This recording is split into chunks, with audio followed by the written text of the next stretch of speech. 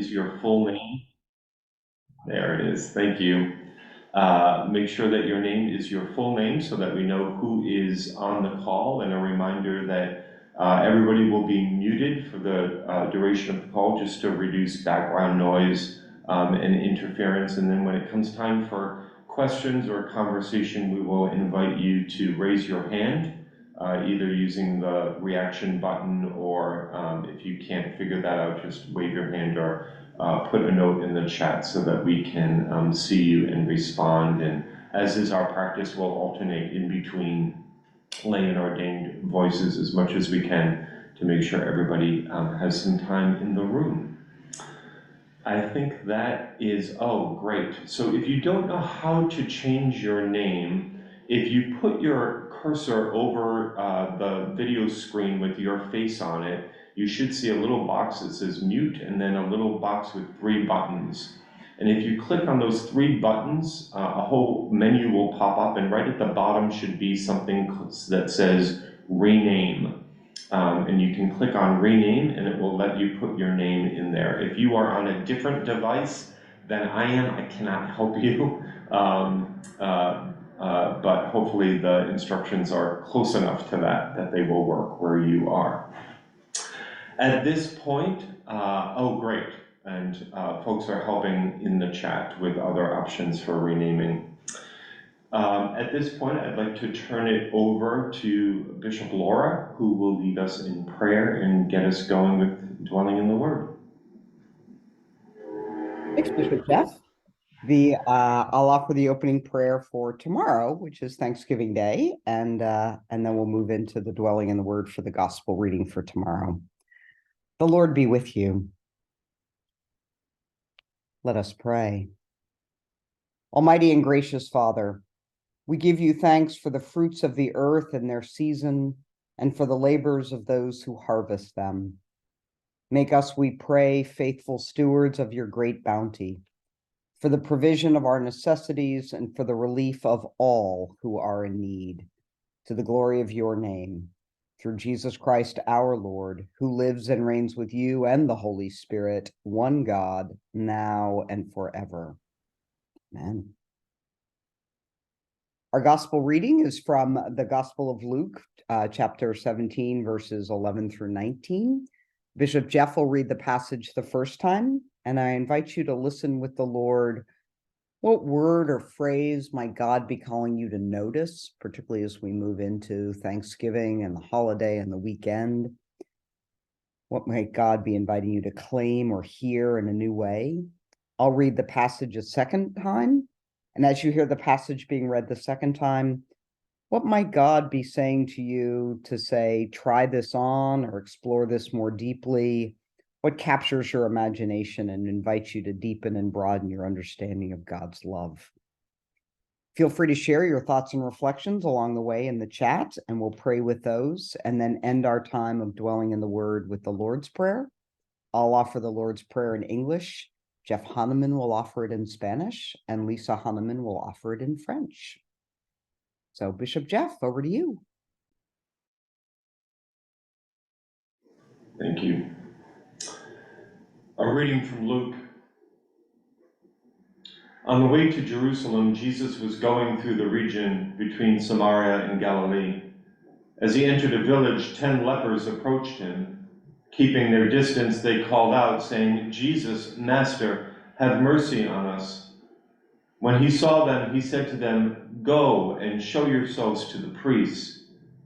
And as they went, they were made clean. Then one of them, when he saw that he was healed, turned back, praising God with a loud voice. He prostrated himself at Jesus' feet and thanked him, and he was a Samaritan. Then Jesus asked, "Were not 10 made clean? But the other 9, where are they? Was none of them found to return and give praise to God except this foreigner?" Then he said up to him, "Get up and go on your way. Your faith has made you well."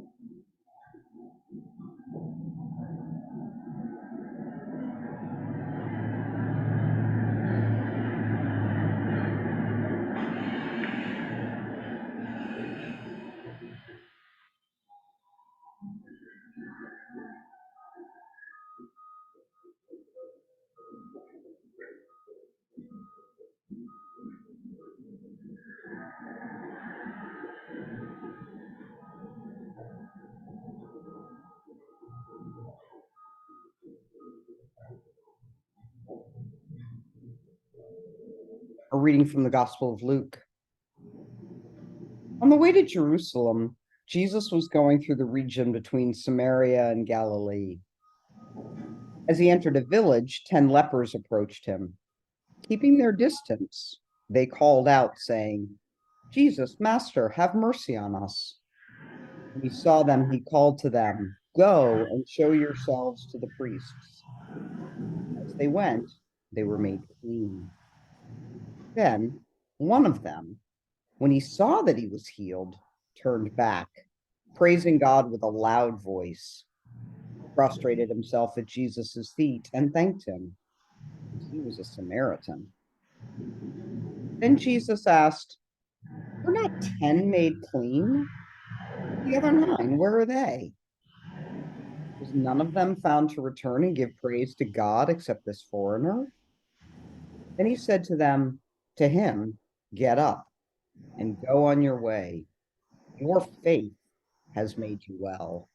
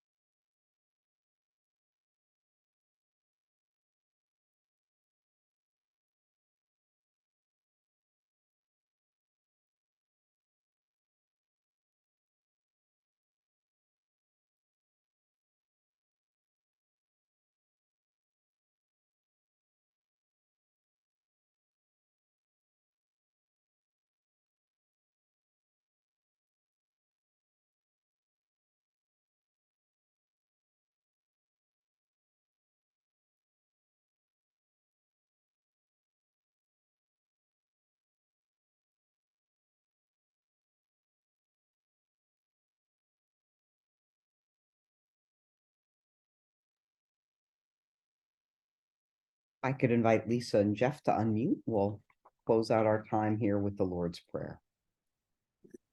The Lord be with you. And also with you. Let us pray.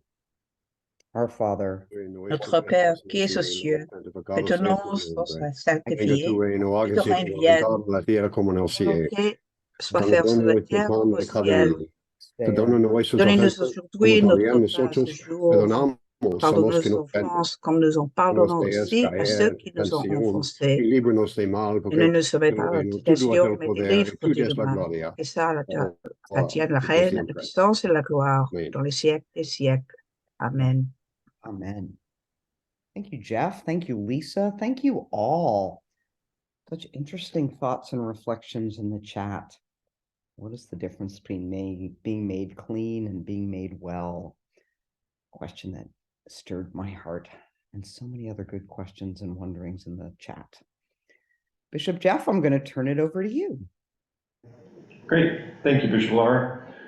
Well, again, welcome. It is so good to see so many of you, over 150 of you on the call this morning, which is just great. Thank you for your faithfulness and, again, your sacrifice of this Wednesday morning before Thanksgiving. We thought that we wanted to provide a time as soon after the announcement as is possible for us to gather as much in person, at least face-to-face as we possibly could, just to unpack the communication a little bit more, clarify any questions. There's a lot of information in the letter that went out, but of course, one letter doesn't communicate all that needs to be communicated. That correspondence may have answered some questions that you had and may have raised other questions. You might see things in there that excite you about the future of our time together, and there might be things in there that bring sadness or pain or a sense of loss. And so we want to acknowledge that all of those are feelings and experiences that any reorg, and particularly this one, might bring about. And so we wanted to create a space where we could gather in that. I have a little bit of an outline of a presentation, just some talking points that I want to make sure that I share to set us in our time together. And then, as I said, we'll open up for conversation. If you are trying to ask a question, we'll ask questions to sort of write them down if you can, and then when we get to the question and answer time, please do come on and ask them. But I've asked Ken and Ranjit, our Ken into the ordinary, to be monitoring the chat during our call to make sure, because sometimes it's hard for me to pay attention to both talking and listening to people on the screen and paying attention to what's happening in the chat. So somebody, Ken and Ranjit, will be monitoring the chat. And if there's anything that you need to be brought to our attention, please know that that's being watched. So hopefully you all received the communication last Thursday announcing the reorganization and realignment. And that communication was really a product of over a year of listening. I mean, I've been with you as your bishop for just over a year. But really, these questions were questions that were embedded in your profile when you were in search. They were questions that came up during the discernment process, certainly in the meet and greets, and then after I arrived and I began the process of intentional listening across ECCT, both here at the Commons and out in congregations. And what I heard was pretty consistent and clear in what we were being asked for as your common staff became pretty consistent and clear as well. And there was a real longing and aching for concrete resources and concrete help in specific areas of our common life, particularly around lay support. How are we supporting our lay leaders? Particularly those in congregations without clergy. We've heard a lot, you've heard me say a lot, particularly on these calls on Wednesday morning, that the job of lay leader in a parish has changed drastically as much as the church itself has changed. And we want to make sure that we are responding to those changes and actually resourcing and supporting lay leaders to do the work that we are now asking and expecting them to be able to do. So that was one area. Another area was around congregational sort of growth and development and support. How are we talking about moving forward as bodies of Christ in ECCT, and how, again, the ECCT staff serve to support the local congregation in the work that you all need to be about, which is forming people to do the work that God needs them to be doing ultimately out in the world beyond the four walls of the building. But we do believe that the local congregation and local communities are where that formation and development happens. So we want to be assisting, like we will be assisting and supporting individuals, we want to be assisting and supporting congregations to be doing that work as well. And then the third major area of stated need as far as resources from the Commons was around what we are calling lifespan ministries. So people asking for real help and support on what does it mean to have a children's ministry post-COVID? How are people doing that? What are the resources? How do we support children's ministry in large congregations? But how do we support, what does children's ministry mean in a congregation where there are 2 or 3 children who aren't there even every Sunday? So that was one area. Young adults, our teenagers, we know we are all concerned and caring and wondering how our teenagers are doing. So we want to be able to support you all in your ministry with teens, particularly as it relates to their health and spiritual health and mental health and safety in this day and age. And then a clear call and request for more work around young adult ministries, 20s and 30s. That came out of the Young Adult Task Force a number of years ago, and that continues to be a question. It came up at convention. How are we reaching out and supporting our young adults in their journeys of faith, whether that is in program-specific ministries with young adults, or just more generally, how are we making our church a welcoming and safe place for young adults. You've also, if I've been with you on a visitation or you heard my convention address, I have a real curiosity and passion for elder ministry. I think that's a real growth opportunity for the Episcopal Church, and I think the Episcopal Church in Connecticut can be a leader in what it means to have robust, vital, and not accidental elder ministry. But if one of our main worries or concerns is that Connecticut is aging and that the church is aging, I think that translates to me into a ministry potential and a mission field that you've heard me ask the question about what would it mean for the Episcopal Church in Connecticut to be known as the place you want to go in that over 55 or over 65 because we're known for how well we do elder ministry. So those are the three main areas that I've heard, and Bishop Laura has heard, and the staff has heard, real longing and aching for concrete resources on the ground. And so one of the goals of this reorganization was to be able to meet those needs as best we can within the constraints of the budget and the staffing ability we have here at the Commons. Another goal of this realignment was alignment, that the previous, the sort of structure, organizational structure that we were operating under didn't have alignment around ministries and common work.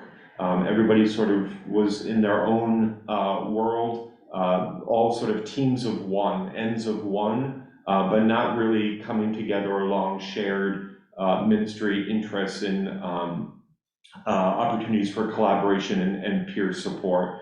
So one of the things you'll notice that the new staffing structure accomplishes is that it creates teams, groups of people who generally fall under the same area of work and ministry, who will work together to support one another and to figure out portfolios and who does what, so that you all don't have to.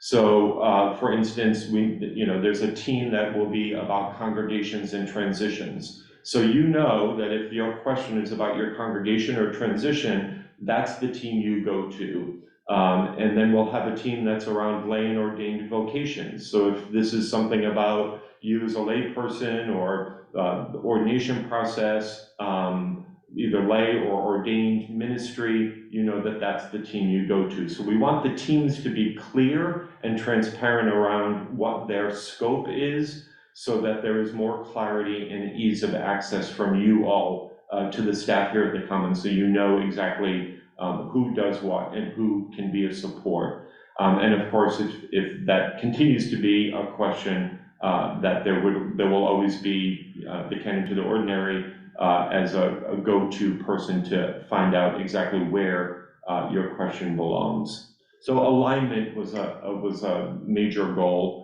Team collaboration was a major goal, and transparency around who does what was a major goal.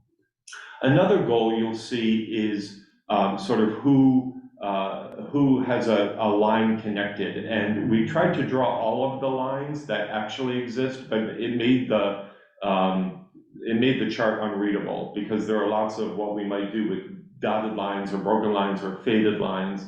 These are the main areas or flows of communication and dialogue. What this also does is, you may have heard me say that Bishop Laura and I had combined 16 direct reports on every level, from canon to, poor Kayla Collins, our digital storyteller, was a direct report to me, and you can imagine the problems with trying to get daily access to me. So we've created a structure where the program staff have more immediate access to a canon, and that the canons come together as a team working with Bishop Laura and I around how we are moving together in our shared ministry.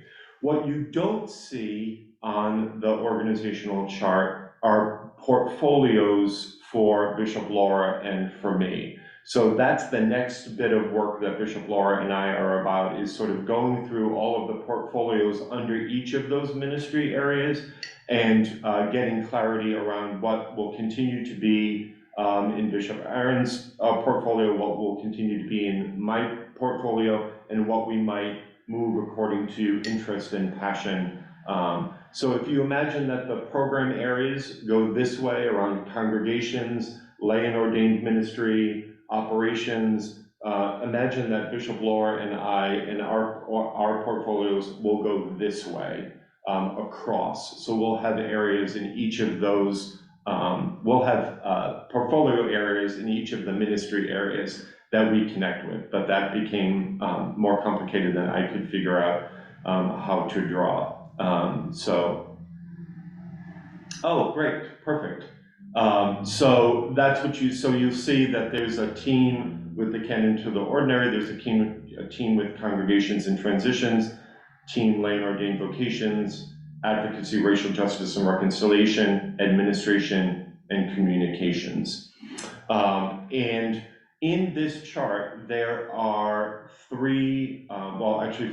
named new positions. One is the, so lifespan ministry is specific to children, youth, young adult, and elder ministries as areas, and lay formation is around empowering and forming and supporting our lay folks for their ministry, whether that's lay preaching, that's wardens, that's lay Eucharistic visitors, lay Eucharistic ministers, lay worship leaders, all the ways that our lay leaders are moving and functioning in their communities and how we support them. So the lay formation, lifespan ministries, and congregational development and networking are the three new program level staff.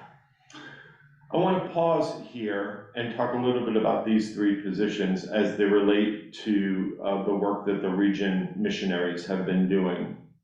So, and you'll see that in this chart and in my letter, you'll know that the region missionaries will cease to exist in their current form as of the position will stop on December 31st.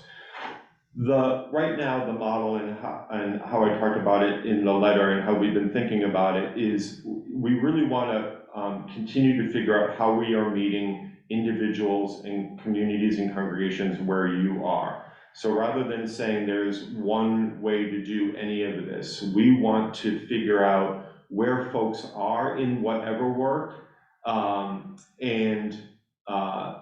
Sorry, it's hard to keep up with the chat. How are we meeting people where they are and figuring out what resources and interventions are needed depending on where they are. So that goes from everything from advocacy, racial justice and reconciliation to lay and ordained. Right now, these roles are geographically specific and ministry broad. So they focus on one geographic area or two geographic areas, two regions, but the work that they do in those regions are across a broad range of ministry areas. This model moves to ministry specific, topic specific, and geographically more broad. So rather than having three people doing lay support in their regions, we have one person focusing on developing lay support across all regions. So there are still three people divvying up the work, but they're really focusing on the ministry area rather than on the geographic area. So that is the hope, that is the concept, that we're able to breathe some breadth and expansiveness and consistency, and also removing some duplication of ministry areas, that if we have three people doing the same thing in different areas. The wondering of this organizational chart and way of being in these positions is, what would it look like and what would it mean and what would it allow us to broaden if we have folks focusing on ministry area? So that if you, no matter where you are, if you have a question that's related to congregational development and support, you go to the congregational development and support person. No matter where you are, if you have a question about lay vocations and support, you know who to go to at the Commons. So that is a little bit of the concept shift, is moving from geographically focused positions with ministry broad portfolios to ministry specific portfolios across the diocese. And this will be a time to lean into this and see if it meets the needs that we've been hearing about more support in these areas. And we'll know more about how it's going as we continue to listen, how this reorganization is meeting those stated goals, how you are all finding it, what resources you continue to need, where it's falling short, where we need to revisit it. So this will be something that we're constantly looking at and trying to make sure that we are adjusting as we get feedback and understanding. That's a little bit, maybe I'll pause here and ask if there's anything about the chart and the organization. Ken Ranjit, yes, please. Bishop Jeff, one of the things that we read in the chat is, I think you've answered this, but just to maybe elaborate, is how is eliminating region missionaries enhancing support for lay leadership cooperation between parishes? Yeah, great. So our hope, the other thing that you'll see that happens here is that our current position of Dean of Formation, which is a half-time position focused on ordained folks in the ordination process and working with the Commission on Ministry on both ordained and lay formation. What we've heard there is a desire for more capacity for lay development and support. So that half-time Dean of Formation position becomes a full-time canon for lay and ordained vocations. So that position has more capacity in it and working together, hopefully meeting the needs of lay folks across the diocese. So again, it's 3 positions being made into 3.5 positions, the program and the extra additional half of the canon. And rather than having going to the person in your region, you'll be going to one of 4 people, depending on the area of question. So that's the hope, that's the expectation, and that's what we'll be listening for. I hope that answers the question. Ranjit? Yeah, thanks, Bishop Mello. The second question is, will it be possible to have a chart with names and extensions instead of just the positions? Can we do that? Absolutely. Yes, all of that will be coming. I still have to talk about phases, what will happen when, and in part of that phase, when we get back after Christmas, we'll be looking at making sure that our titles are clear and transparent so that you actually know what that title means about the person doing it. And we'll publish all of that with names and extensions, and working with our website and our new canon for communications, Sarah Woodford, around making it easily accessible to go on, click an area of question, and then get exactly the information that you need. I hope that answers that question. Margie, good morning. Hi, Margie Baker, St. John's, West Hartford. And this is, I guess, a follow-up of what you just said about titles and descriptions. I'm looking at the difference between formation and ministry, knowing that they are inextricably linked. And yet, if we're talking about lifespan ministry for children, young adults, and elder adults, that feels more like a formation position to me, and that language seems clearer. whereas this lay formation position, which seems to be about specific lay ministries, especially in churches without a full-time priest in charge. I wonder if ministry would be a better word there, if there's a way to flip-flop those, because I was confused by the flow chart. Yeah, great. That's great. That's exactly why we're having this conversation. So hopefully somebody is taking that note so that we can review that. And we'll come back and sort of do this again. One of the things I want to clarify around all of these positions also is that some of them are direct, what we might call in other nonprofit lands, direct service, stuff that folks hear, and then others are helping you find the resource where they actually are, right? So it might be particularly in the lifespan formation / ministry position that some of that is about helping folks find curriculum, and then some of that is I'm going to get the young adult ministry network together, right? So not all of this is direct service. Some of this is really about supporting ministries that are flourishing fine on their own. But that's a great observation, Martin. Thank you. Dean Lena, good morning. Good morning, Bishop Mello. I'm very excited about the clarity of the organic chart, and I like to just comment the work and the thoughtfulness and appreciation for the space to have this conversation so that we all can hear the thinking process that went behind this, and the fact that some of these positions are resource oriented to ECCT is a gift, and the clarity. So I just wanted to comment on that, and I'm excited about the lifespan ministry position and the formation position. Thank you. Thank you, Dean Lena. You know, when you spend so much, this is something that has been in conversation among different groups since February, and you get so close to material that you think it makes sense until you publish it. And then you realize that you've been a little close to the material. So I'm grateful for all of this feedback as well. Wendy, good morning. Good morning, Bishop. Morning, everyone. I am Senior Warden, St. Mark's Church in Bridgeport. Bishop, we have a problem. We had this relationship with Deb Tickle. Our church has had no priest since COVID. The priest left during COVID, and there are 4 of us, 2 more than the other 2, doing the morning prayer. So this Sunday, we were having our anniversary, 103rd anniversary. And I looked up and called everyone on the supply list.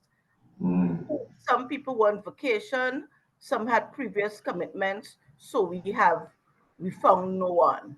And I am downtrodden, and I have to be careful, because if I am the leader, because we have no clergy, then I have to make sure that I'm not passing this feeling down to the other parishioners.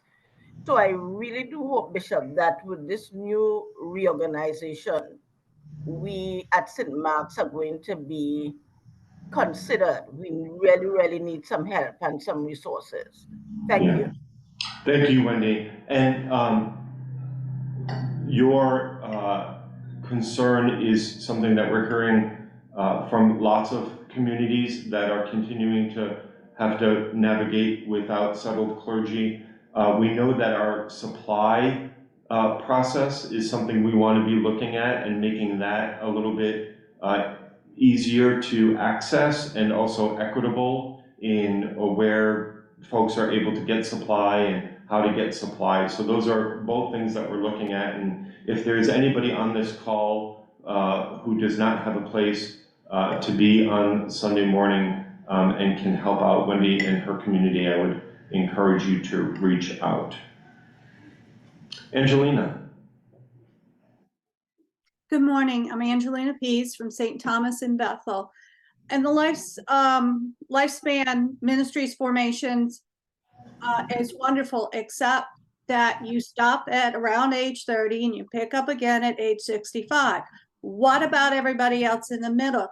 These are people who are doing the work, but they don't have a place to grow and to be equipped and to be built up so that they're willing to step up and be Eucharistic ministers and worship leaders and everything else that is involved, or even to go out and start feeding the poor and start clothing the naked and start housing the homeless. You know, they need to have this area too. So what about that?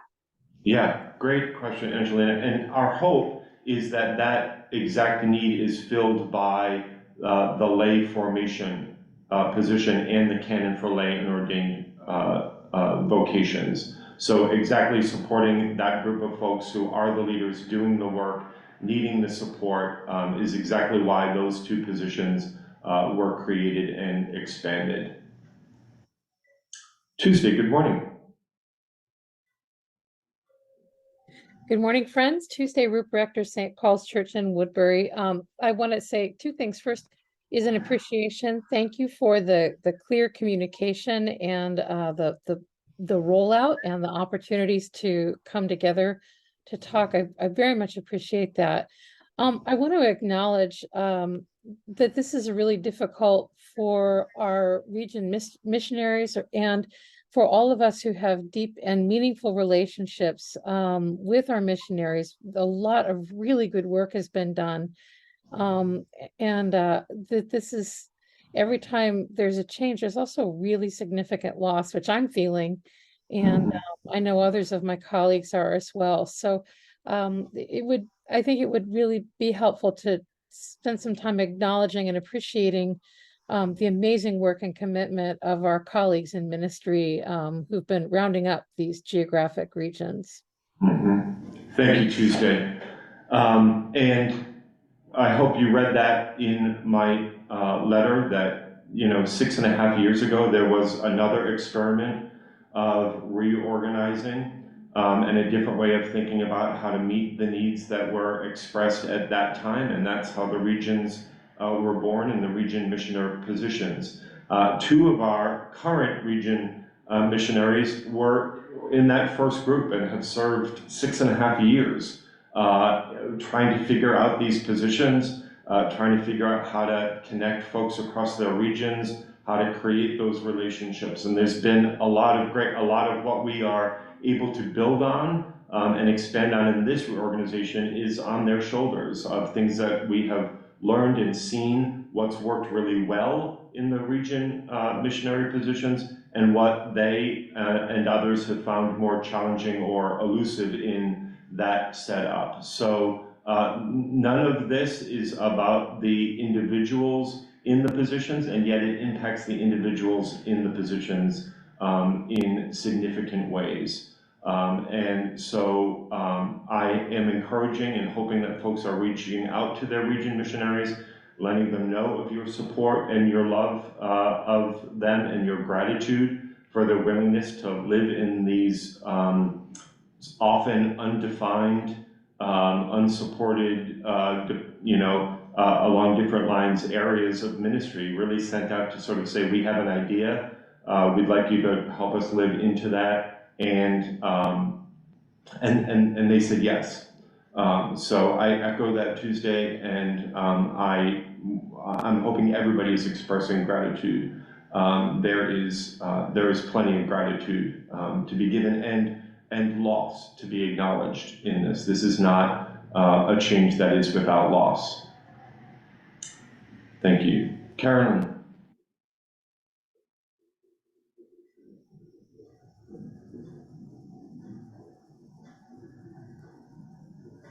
Did you say Carolyn, Bishop Mello? Yes, sorry. Oh, sorry about that. I thought you said Karen.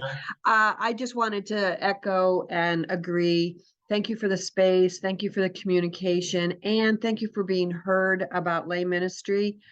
It's bittersweet. I'm super, super happy and excited that for the first time, I think ever, that I have been involved in the Episcopal Church in Connecticut, that the lay ministers have been heard. Thank you for that. And the loss of our region missionaries is huge. I belong to a community that meets with them every week and depend on the spiritual community and space that they provide me and our group. And yeah, it's bittersweet. So, but thank you for the region missionaries for all the work that they've done, and huge loss. Yeah, thank you, Karen. Vicki, good morning. Good morning, Bishop. I'm Vicki Mark Anthony, the Senior Warden at Christ Church Easton. I'd like to echo what Carolyn had said. We're all deeply grieved about losing our regional missionaries. They were our advocates to the diocese, and very often we found that you'd send something to the big diocese to Meriden, and it's like a black hole. You never get a response because everybody has so many big jobs. But our regional missionaries were our advocates, and we knew that they would be an advocate at the standing committee, for instance, or whatever it was that was on our mind at the time. So, and I'd also like to say, in contrast to what others have said, I find the organizational chart very confusing and not very helpful. It's a spider web to me. And I see these admins sticking out all over the place, and I don't know what that means. So I'm hoping we can get more clarification on that. Great. Absolutely, Vicki, yes. And I love that description of the region missionaries as advocates. And that's an important role, and want to make sure that we are working here at the Commons to make sure that it is not experienced as a black hole. And we know that it often has been, that you send something up to Meriden and you're not really sure where it lands. That's one of the hopes in making some clarity around who does what, because sometimes what happens is that things come in and folks stand in a circle, everybody's sort of looking at it, but nobody really owns it and takes it forward. So those are the very things we're looking at, and I hope that you will find both in the news program staff that come on, but at everyone at the Commons, I hope that we become a place and earn your trust, so that everyone here feels like they are your advocate. And that might be a lofty goal, and you might think me naive for saying that, but that's when I will know that things are functioning as we hope that they will be.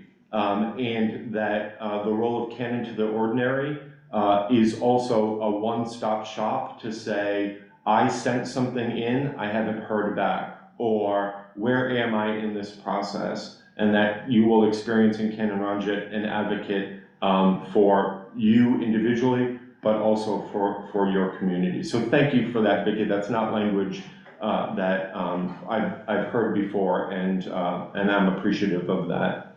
I should also let you know, I'm going to move a little bit into some areas that are being asked about. Things like the lay preaching group will continue to function. In fact, we're excited to share that coordination and leadership among Bishop Laura and me and the other canons to join with lay preachers, to continue to support them in that work and to learn from them as we do our own sermon prep. So that will continue, and we're working on that setup and how that will continue to go. The region leadership teams will continue to function. We had a great meeting with them last night as a first group to meet with, as a group of people for whom this will impact greatly. They will continue to function. In the time between our region missionaries and when the new position supporting the region leadership teams come on, so there will be somebody supporting the region leadership teams here at the Commons as part of their portfolio. But in the meantime, Bishop Laura is going to do a series of dinners. So if you want to hang out and eat with Bishop Laura, that will be over January and February. We're going to do some more deep listening with the region leadership teams to hear what's working, what support might be needed, where are we missing something, and really use that information that Bishop Laura will help us consolidate as we begin to look to hire that position. I want to say a little bit about the deans that each region, you hopefully, and I see many of our new deans on this call this morning, so I am grateful to each of you again. They will also help serve the clergy in their regions and help with that sort of regional connection and formation among clergy colleagues.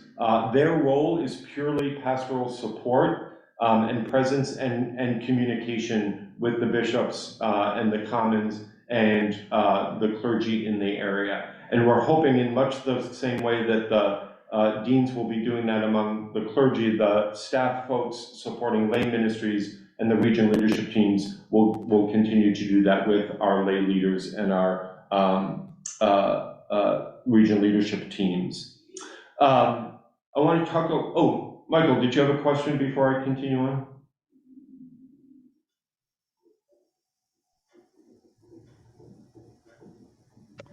Thanks. Can you hear me? Yes, thank you. Okay, thanks. Yeah, one of the things that I was hoping, because I too benefited from the regional missionary design. They were exceptional people and really, really gifted. I can only, praise their contributions to my own ministry, and I've heard so many colleagues say the same thing. So. But I'm interested in some sort of evaluation or review process, both of the previous model. Was it delivering? How did it deliver? And what were some of the challenges to it that sort of opened the diocesan leadership to the changes that it's proposing? So more thought about process and in this new model, as we commit to it and give it some chance to roll out, is there some sort of mechanism, evaluation and feedback mechanism, so it's periodically evaluated? Is it delivering the benefits that were envisioned? And if not, what adaptations might be helpful to it? And periodically look at it to take a look at how it's delivering. That's what I'm proposing. Thank you, Michael. I appreciate that. And if you don't hear more about that, hold us accountable and ask us what work we've done on rolling out some expected process of ongoing evaluation. I want to talk a little bit about phases, and I'm paying attention to the time too. It's 9:20. I just want to give you a little bit of sense of where we are in the process.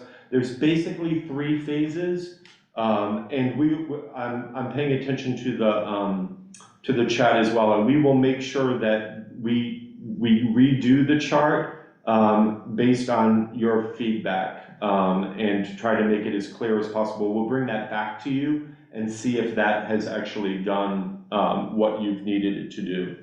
So phase 1 we're in right now until basically the end of the year, where we're saying goodbye to some folks. One of the other staff transition, part of the timing question here was some transitions that became known that were coming organically, and so it seemed right to align the reorganization with those transitions as well. So the other transition that's happening that you'll see on the chart is that Matt Handy's position is not there. Matt has fallen, as we expected, fallen in love with parish ministry. And is from all accounts, doing a great job at it. So he is turning his attention to the 2 parishes that he is serving to give himself over fully to parish ministry. So we also are having to say goodbye to Matt here at the Commons, and we are excited for him and glad that he is following that, but we will miss the common refrain here at the Commons of, oh, I don't know, ask Matt.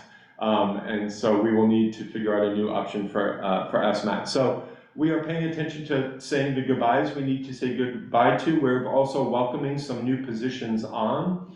As you heard me say, we've welcomed Sarah Woodford on to the Canon for Communication. She's been in the job about 4 days and is already making an exceptional difference in our communications world. So we are excited about that. We are also about to enter into our final interviews for our Canon for Racial Justice, Mission Advocacy, Racial Justice, and Reconciliation,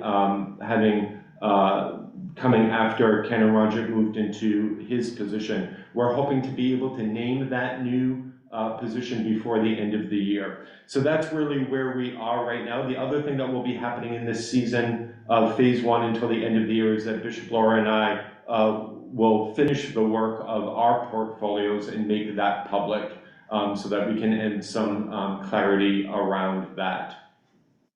Phase 2 is when we get back after Christmas. We'll be hiring the canon for lay and ordained vocations. Because all of these jobs are new, we are committed to making them publicly posted positions, including the canon for lay and ordained vocations and the other 3 that you've heard me talk about. So the first step will be to hire the new canon for lay and ordained vocations and work on our titles and our portfolio clarification, and we'll get that out to you as that is all finished.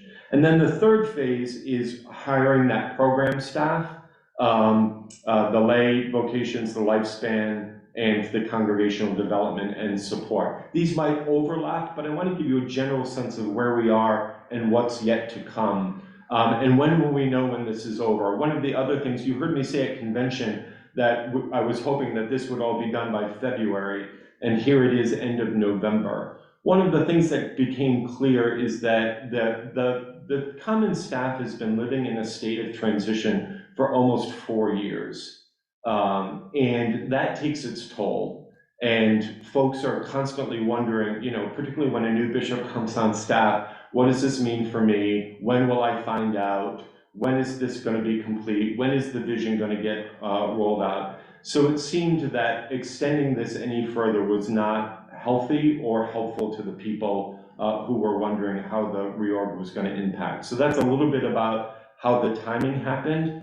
I was also committed, as had sometimes happened in the church, that folks have found out that their position is changed or eliminated when the budget is presented, and that they find it out with everybody else. And I was committed to having that not be the case here. So I met with every member of the staff to let them know how the reorg would impact them before the whole found out. So that's a little bit of the process that we've been following here. But folks are really craving some sense of when is this done? When this is done, as far as the reorg, is when those final positions are in place. I think there's some good questions in there. Definitely understand, again, both the grief and the hope that there might be some ambivalence in this time. And I hope that you come to love and appreciate and feel connected with the folks filling these new positions as we have with the folks who have been serving us faithfully to this point. I think that's everything I have to say. I'm not sure if Bishop Laura, there's anything that I missed or you want to add, or Ken Ranjit, or Ranjit, yes. Bishop Miller, there's a question in the chat of where might clergy who are quarter or half-time go for support within the organizational chart? Yeah, great, thank you. A number of places. One is the regional dean. Another is the canon for lay and ordained vocations, and I hope your bishops. So part of what we're hoping, both in the deans and in bringing on the canon to the ordinary, is that is freeing Bishop Laura and I to do more of the work that you have been asking us to be doing around being pastorally available and supportive. Neither the deans nor the canon to the ordinary are meaty people in the middle management. They're not to be stopgaps. You do not need to go to a dean or to the canon to the ordinary if you have something you want to talk to your bishop about. We're actually hoping that one of the results of this reorg is that it frees Bishop Laura and I up from some of the time we were spending in supervising staff to do some of the work we're excited to be doing and some of the work you've been asking us to do. So our hope in all of this is that a year from now you are experiencing more, that there is an experience of an abundance of support, pastoral and logistical across the diocese. But if you have a pastoral need or want to be in touch with your bishops, Bishop Laura and I are both committed to being as available as we can possibly be. That is one of our hopes. Anything else?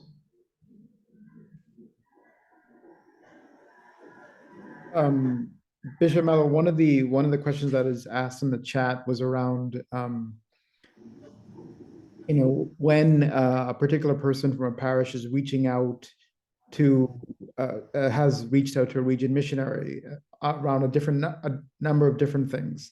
Now they'll probably have to go to different people around that, around different topics, as opposed to one person.